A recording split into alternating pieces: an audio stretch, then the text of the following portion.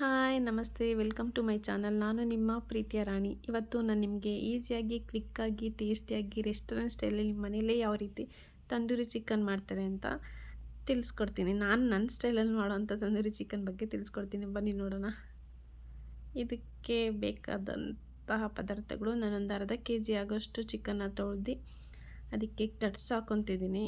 ಈ ಥರ ಕಟ್ಸ್ ಹಾಕೋದ್ರಿಂದ ಚಿಕನ್ ಒಳಗಡೆನೂ ಕೂಡ ಟೇಸ್ಟ್ ಸೇರಿ ತುಂಬ ಚೆನ್ನಾಗಾಗುತ್ತೆ. ಅದಕ್ಕೋಸ್ಕರ ಈ ಥರ ಕಟ್ ಮಾಡ್ಕೊತಿದ್ದೀನಿ. ನೆಕ್ಸ್ಟು ಅದಕ್ಕೆ ಮ್ಯಾರಿನೇಟ್ ಮಾಡೋಕ್ಕೆ ಬೇಕಾದಂಥ ಪದಾರ್ಥಗಳು, ನಾನಿಲ್ಲಿ ಗಟ್ಟಿಯಾಗಿರೋಂಥ 1 ಬೌಲ್ ಮೊಸರು, ಅದಕ್ಕೆ ಸ್ವಲ್ಪ ಕಸೂರಿ ಮೇಥಿ, 1 ಲೆಮನ್ ಜ್ಯೂಸ್ ಅಥವಾ 1-2 ಸ್ಪೂನು ವೆನೆಗರ್ ಯಾವುದಿರುತ್ತೆ ಅದು.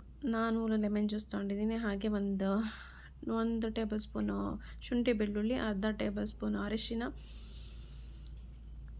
ಅಚ್ಚ ಖಾರದ ಪುಡಿ ಖಾರಕ್ಕೆ 1 ಸ್ಪೂನು, ಜೀರಿಗೆ ಪುಡಿ 1 ಸ್ಪೂನ್ ತೊಗೊಂಡಿದ್ದೀನಿ, chaat masala 1 spoon, rock salt 1-1.5 spoon ತೊಗೊಂಡಿದ್ದೀನಿ, ಹಾಗೆ ಧನಿಯಾ ಪೌಡರ್ 1-2 ಸ್ಪೂನ್ ತೊಗೊಂಡಿದ್ದೀನಿ, ಮತ್ತು ರೆಡ್ ಕಾಶ್ಮೀರಿ ಚಿಲ್ಲಿ ಪೌಡರ್. ಇದು ಹಾಕೋದ್ರಿಂದ ಕಲರು ಬರುತ್ತೆ, ಟೇಸ್ಟು ತುಂಬ ಚೆನ್ನಾಗಿರುತ್ತೆ. 1 ಸ್ಪೂನ್ ಆಗೋಷ್ಟು ಗರಂ ಮಸಾಲ ಪೌಡರು, ಹಾಗೆ ಅರ್ಧ ಸ್ಪೂನು ಕರಿಮೆಣಸಿನ ಪುಡಿ, ನಮಗೆ ಎಷ್ಟು ಬೇಕೋ ಅಷ್ಟು ರುಚಿಗೆ ತಕ್ಕಷ್ಟು ಉಪ್ಪು. ನಾನಿಲ್ಲಿ ಫುಡ್ ಕಲರ್ ಹಾಕ್ಕೊತಿದ್ದೀನಿ, ನಿಮ್ಗೆ ಬೇಕು ಅಂದರೆ ಹಾಕ್ಕೊಳ್ಳಿ, ಬೇಡ ಅಂದರೆ ಬೇಡ, ಅದು ಆಪ್ಷನಲ್ಲು. ಒಂದು ಮುಕ್ಕಾಲು ಸ್ಪೂನು ಕಾರ್ನ್ಫ್ಲೋರು, 4 ಸ್ಪೂನು ಆಯಿಲ್, ಅದೆಲ್ಲ ಹಾಕ್ಕೊಂಡು ಚೆನ್ನಾಗಿ ಮಿಕ್ಸ್ ಮಾಡ್ಕೊಬೇಕು. ನೋಡಿ ಈ ಥರ ಈ ಕನ್ಸಿಸ್ಟೆನ್ಸಿ ಬರಬೇಕು, ಅಷ್ಟು ಮಿಕ್ಸ್ ಮಾಡ್ಕೊಳ್ಳಿ ಕ್ಲೀನಾಗಿ. ನೆಕ್ಸ್ಟು ಅದಕ್ಕೆ ಕಟ್ ಮಾಡ್ಕೊಂಡಿದ್ನಲ್ಲ ಅದು ಚಿಕನ್ ಹಾಕಿ ಚೆನ್ನಾಗಿ ಕಲಸಿ, ನೀಟಾಗಿ ಕಲಿಸ್ಬೇಕು. ಎಲ್ಲ ಚಿಕನ್ಗೂ ಅದು ಹಿಡಿಬೇಕು, ಮಸಾಲ ಅಂಟಬೇಕು. ಆ ಥರ ಕಲಿಸ್ಬಿಟ್ಟು 10 ನಿಮಿಷ ಹಾಗೆ ಸೈಡಲ್ಲಿ ಇಡಬೇಕು. 10 ನಿಮಿಷ ಆಗಿದೆ, ಅದನ್ನು ತೆಗೆದು ನಾನು ಇವಾಗ ಕುಕ್ಕರಲ್ಲಿ ಇಡ್ತಾಯಿದ್ದೀನಿ. ಇದನ್ನು ವಿಜಲೇನು ಹಾಕ್ಸೋದು ಬೇಡ, ಹಾಗೆ ಅದು ರಬ್ಬರ್ ತೆಗ್ದು ಅಥವಾ ಬೇರೆ ಯಾವುದಾದ್ರೂ ಲಿಡ್ ಮುಚ್ಚಿ ಒಂದು 10 ಮಿನಿಟ್ಸ್ ಬಿಡಬೇಕು.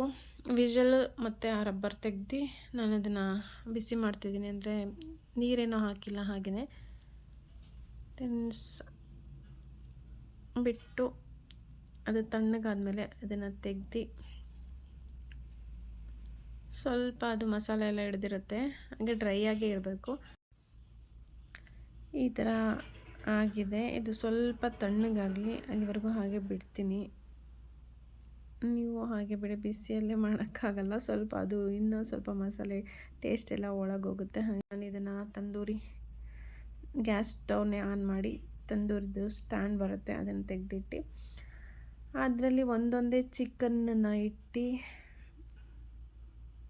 ಫ್ರೈ ಮಾಡ್ತಿದ್ದೀನಿ. ತಂದೂರಿ ಮಾಡ್ತಾರಲ್ಲ ಆ ಥರ ಹೀಟ್ ಮಾಡ್ತಿದ್ದೀನಿ.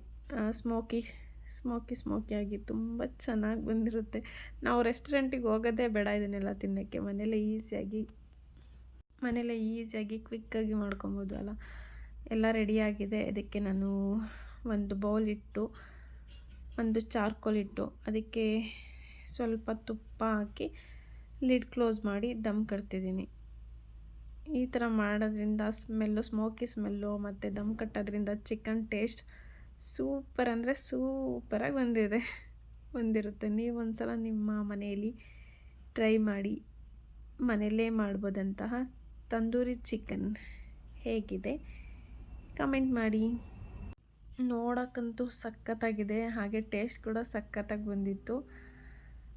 ನೀವು ಈ ರೆಸಿಪಿನ ನೋಡಿ ಟ್ರೈ ಮಾಡಿ, ಮನೇಲೇ ಮಾಡ್ಕೊಂಡು ತಿನ್ನಿ. ಹೇಗಿತ್ತು ಅಂತಲೂ ಕಮೆಂಟ್ ಮಾಡಿ.